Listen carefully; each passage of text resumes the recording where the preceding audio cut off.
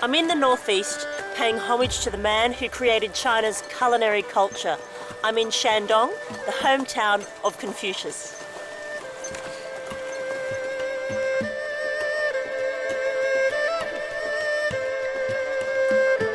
I can't believe I'm finally here. I thought I'd do one of my actually lovely smaller markets. And the best thing to do is just pop on one of these. They're like it's amazing. Grab some of this Chinese cabbage and just fire up. It's a feast for all the senses.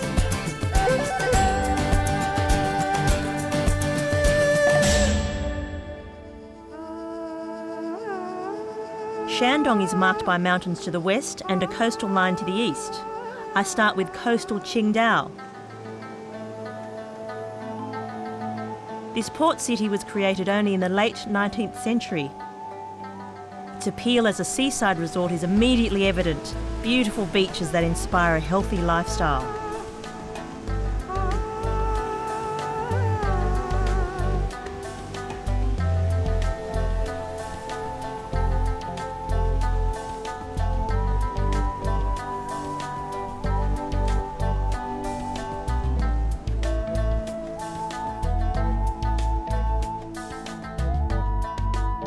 My first impression is that I've stumbled onto a Chinese world with a strong European presence. This European infusion came about during the 19th century when Qingdao was handed over to the Germans as part of the trade concessions. Qingdao is unlike any other city I've been to in China.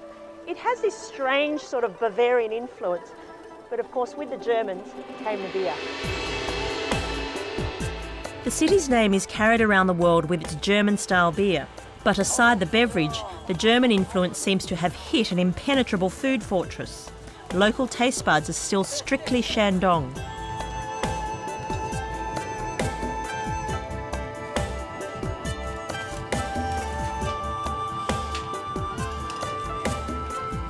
The streets seem to be hidden under a veil of smoke and steam as customers and vendors busy away with hot pots, steamy soups and sizzling buns.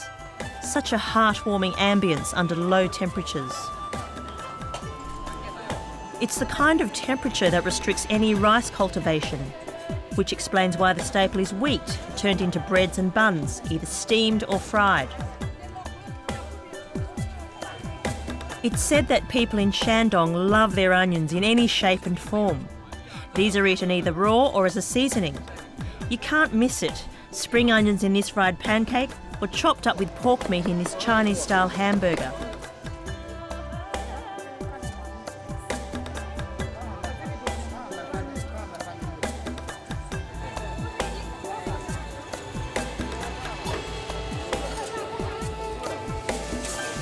The air is dominated by the perfume of peanuts roasting in their shells out in the open.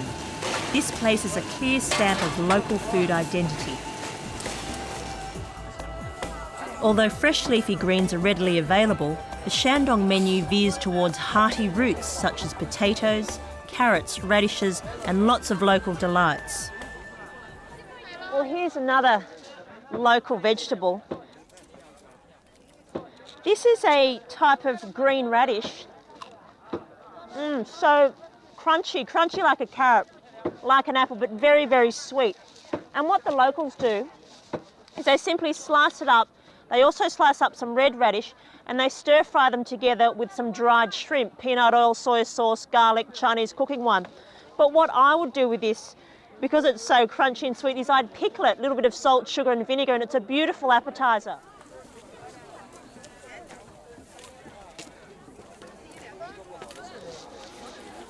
Now this is a type of ingredient I have not seen before in any markets in any other regions in China.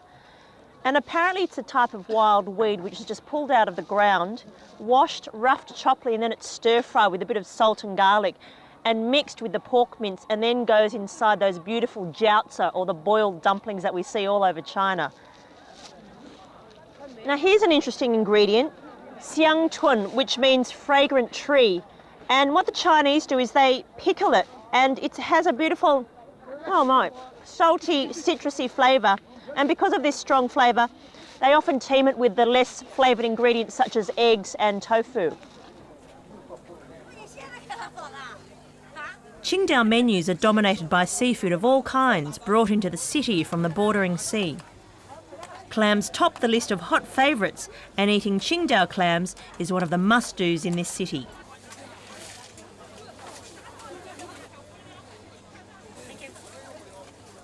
I'm always inspired by the markets, and I just have to cook these beautiful local fresh clams. Now, the way I like to do shellfish is I like to stir fry them with black bean and chilli. So a little bit of peanut oil into the wok and some aromatics, some beautifully sliced fresh ginger, some diced up garlic, and these beautiful fresh fermented soybeans, which will give the dish this really unique pungent flavour. Now into that, I put in the clams. I've simply opened those in some hot water. So I just toss the clams in those aromatics. And next I'm going to add some Chinese cooking wine, which is just simply alcoholic. And what it's going to do is give the dish depth of flavour and character. And I always cook the Chinese cooking wine out for a few seconds to really take the edge off that alcohol. Next, I'm going to add in a little bit of sugar, just for some caramelisation. And to balance out the sweetness of the sugar, some light soy. Sweet and salty are the main flavours. To this, I'm going to add some vinegar, which will give the dish a lovely sort of slightly sour, acidic note. And now for a bit of crunch, some freshly sliced bright red chillies. And I've got a few sliced green ones as well, which have got quite a punch to them. Some finely sliced spring onions. All that beautiful colour and vibrancy. Finally, a little bit of sesame oil, just for another dimension of flavour. Give it a toss, and what you have is this superb, very simply stir-fried dish of the local clams with fermented soybeans and chilli.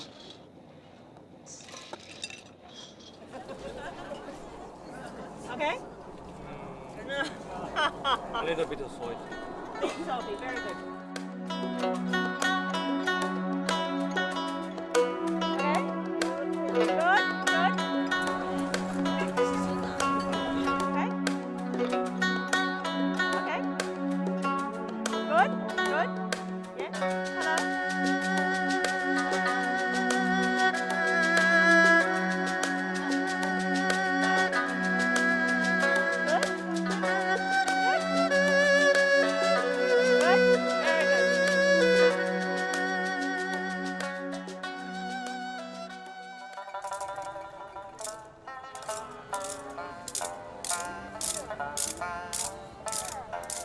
From a new city, I head inland towards an older Confucian world. Shandong province was created from the early days of Chinese civilization. For centuries, the land yielded rich harvests of honey, apples and cabbages.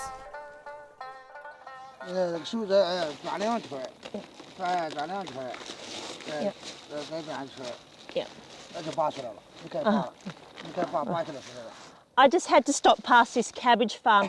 It's nearing the end of the season. This is the Jiaozhou cabbage, and it's one of the most famous ingredients in the Shandong province. Hey, good, good, thank you. What I love about this cabbage is its robustness and versatility. The Chinese love to fry it, we steam it, we often braise it with pork. I love to serve it raw, finely sliced in a salad during summertime. But what I really love is pickling the salad lightly with a little bit of chilli and vinegar. It's incredibly refreshing. Thank you.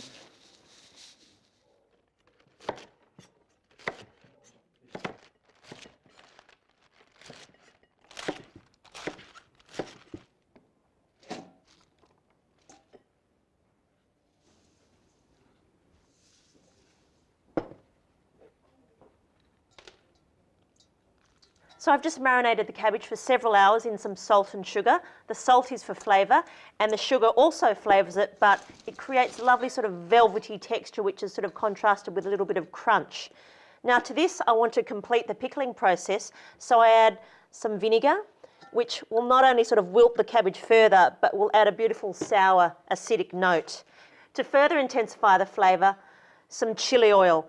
Simply vegetable oil heated until it's quite hot, and then to that I've added some beautiful fragrant spicy dried red chilies and some woody aromatic Szechuan peppercorns, a beautiful infused intense chili oil. And I've simply strained it, and I'm going to pour this chili oil into the cabbage, again to add extra flavour, a bit of colour, some fresh green chilies and some fresh red chilies, and you simply mix the pickles around. Serve it on a platter. The earthy, robust flavour of the Jiaozhou cabbage works perfectly with the intensity of aroma of the Szechuan peppercorn and the beautiful spicy chili.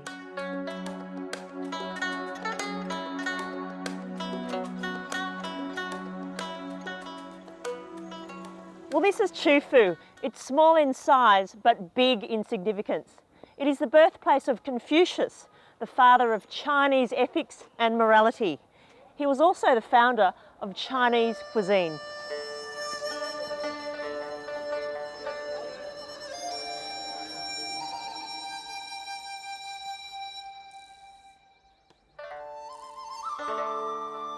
One of the most sacred grounds in Qufu is the Confucius Temple. Here, one reflects on how a boy from a poor family rose to become the most important figure in Chinese civilization. It may seem quite odd that a philosopher of his stature would trifle with such matters as food and wine, but it just goes to show you how central food is to the Chinese culture. And for Confucius, the food and the diet were essential building blocks of the nation.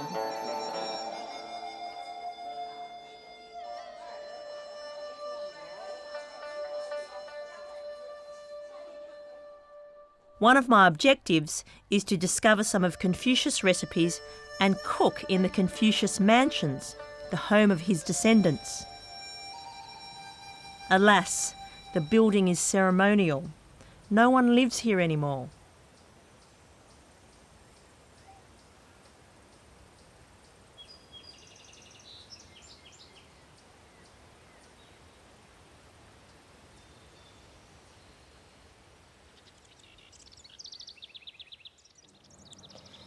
This is as close as I'll probably ever get to tasting food by the sage, and this restaurant here offers an authentic menu cooked to Confucian principles.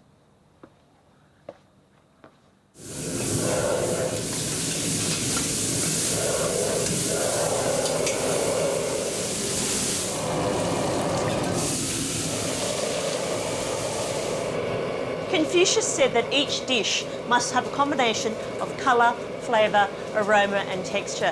And you can see that perfectly demonstrated in these two dishes. You've got the roasted, brown, crunchy cashew nuts, completely contrasted with the white, fleshy, velvety fish and beautiful, juicy winter melon. Confucius said that it was totally inappropriate to have knives at the dining table. So in the kitchens, food is cut to bite-sized portions, beautifully presented, of course.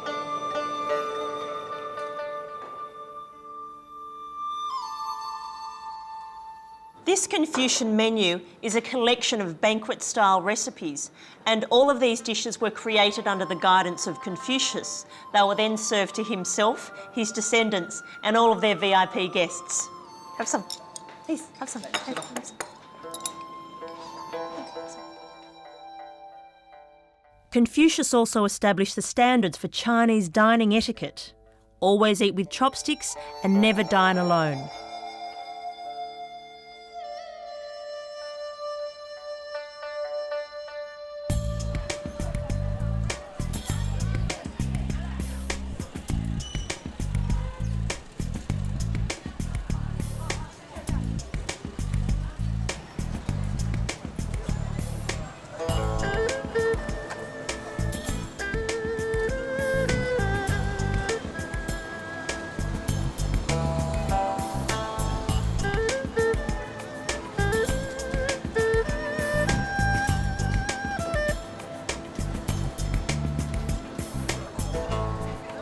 Qufu is in inland Shandong, and what you'll find at the local markets is the staple diet: grains, pulses, Lots of root vegetables, lotus roots, potatoes, cabbages, eggplants, so many delicious things. And they're used mainly in the braises to fill the dumplings, and lots of beautiful winter hearty soups.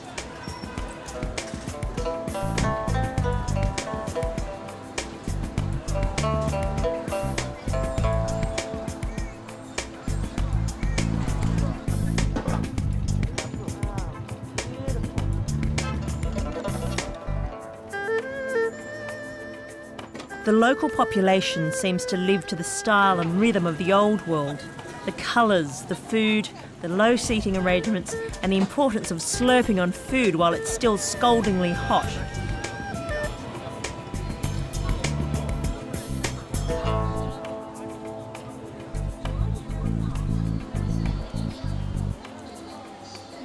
I've just discovered that Confucius recipes have passed down even here at the street food level.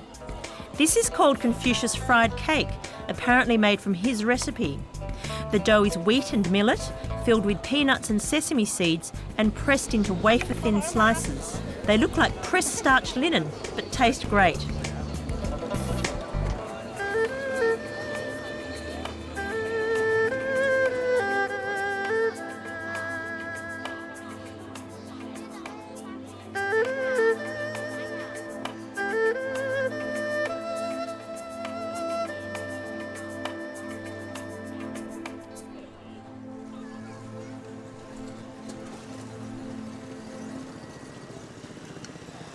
Chufu is a very small town with no more than 100,000 residents.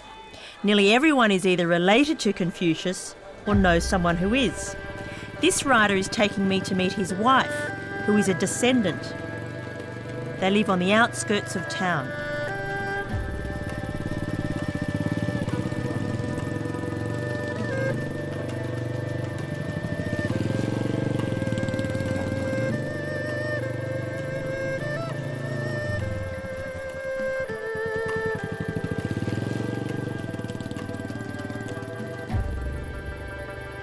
Confucius lived and died more than 2,000 years ago and left one of the oldest family lines in history. I'm meeting someone who can trace her lineage back to the beginning. Mrs. Kwong is a 75th generation of Confucius, and what she's going to cook for me is a typical everyday dish which was created by Confucius. It's a type of sort of simply stir-fried smoked tofu called kung fu tofu. What she's doing is, in a little bit of vegetable oil, Mrs. Kwong's added some Szechuan peppercorns and a little bit of ginger, and it looks like she's just sort of lightly flavouring the oil. It's on a low heat so as not to burn the ginger and the Szechuan peppercorns. You can smell the beautiful aroma of the ginger and garlic and that spicy, sort of woodsy aroma of the Szechuan peppercorns. What's unusual about this dish is that Mrs. Kwong is using the smoked type of tofu. Tofu naturally has a very bland flavour, and what the Chinese love about it is the texture. It's very velvety and silky, and it drinks up all of the flavours around it. This one has that extra edge because it's a little bit smoky. She's just put a little, about a teaspoon of salt into that, and she's just gently sort of moving it from side to side rather than stir-frying it with the Chinese spoon so as not to break it up. It is very delicate. And to finish the dish, some red and green capsicums, or you could add red and green chilies. Extra crunch, of course, that beautiful colour. A really nice crunchy texture to offset the velvety texture of the tofu. This is a typical Confucian dish where you find a balance of flavour, texture, colour and ingredient in the one dish, which creates harmony and balance.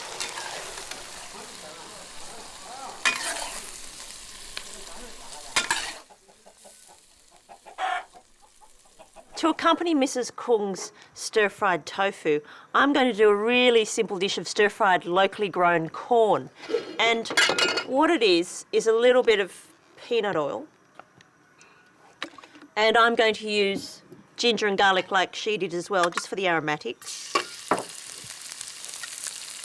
Some red onions as well for sweetness and a little bit of crunch.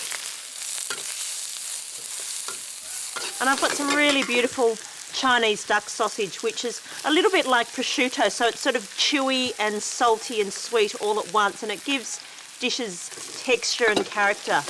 If you don't have this, you can also use bacon, something that's sort of smoky and chewy and salty. I've just simply taken the kernels off the corn cobs, and in they go.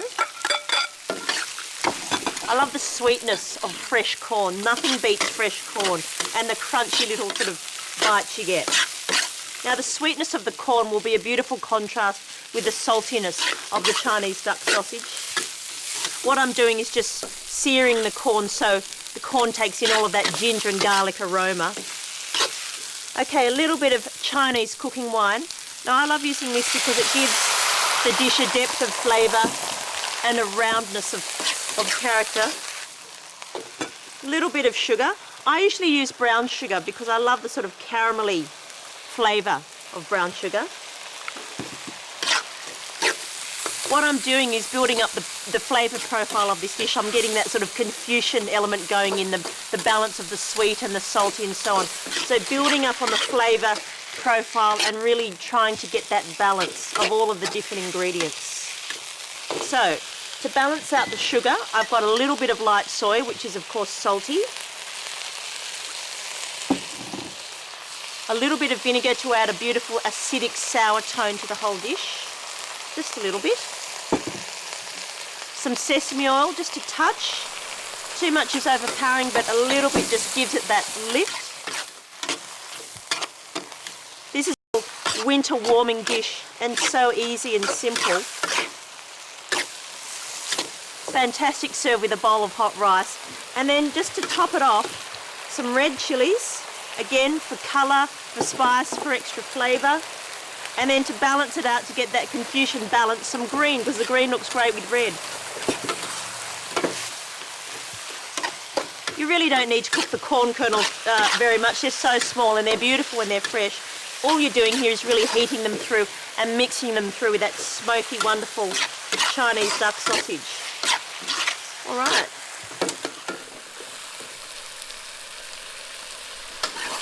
Best eaten when really hot, straight out of the wok.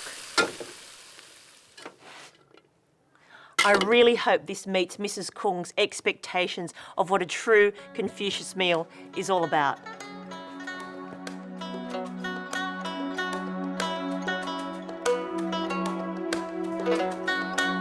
I'm a 29th generation Kwong dining with a 75th generation Kung. Though from different worlds, we share the same Confucian principles of cooking and dining, and that is our common bond.